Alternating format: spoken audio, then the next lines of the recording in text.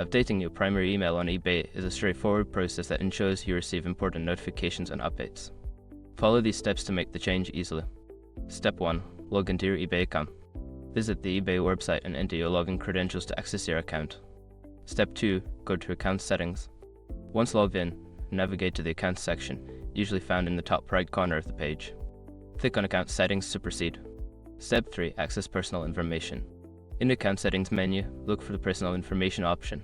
Click on it to view your current email addresses associated with your account. Step 4. Update your primary email. Locate the section for email addresses. Here, you can add a new email address or edit your existing primary email. Make the necessary changes and ensure that the new email is valid. Step 5. Save changes and verify. After updating your email, be sure to save the changes. eBay may send a verification email to your new address.